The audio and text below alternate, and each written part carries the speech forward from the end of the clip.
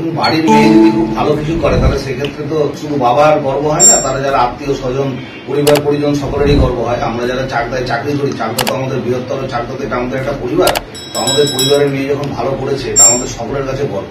এবং অবশ্যই আমরা আশা রাখবো আগামী দিনে শুধু চাকদা কেন, তারা পশ্চিমবঙ্গ ভারতবর্ষের মুখ উজ্জ্বল করবে, নিশ্চয়ই পারবেও।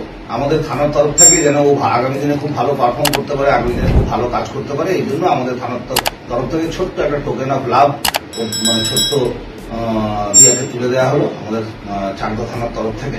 এটা আমাদের সকলের গর্ব, ভালোবাসার একটা ছোট্ট উপহার আমরা তুলে দিলাম, যেন আগামী দিনে খুব খুব খুব ভালো পারফর্ম করতে পারে এবং আমাদের সকলের নাম উজ্জ্বল করে। লেখাপড়ার পাশাপাশি খেলাধুলার কতটা প্রয়োজন বলে মনে করেন? অবশ্যই লেখাপড়ার, দেখুন এটা তো খুব গুরুত্বপূর্ণ জিনিস।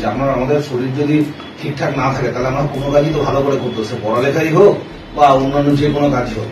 আমরা লেখাপড়া যেমন করবো, সঙ্গে খেলাধুলো করবো, সঙ্গে সঙ্গে গুরুত্বপূর্ণ যেটা সেটা ভালো মানুষ হওয়া, ভালো মানুষ হবো, এটাই তো আমাদের জীবনের লক্ষ্য।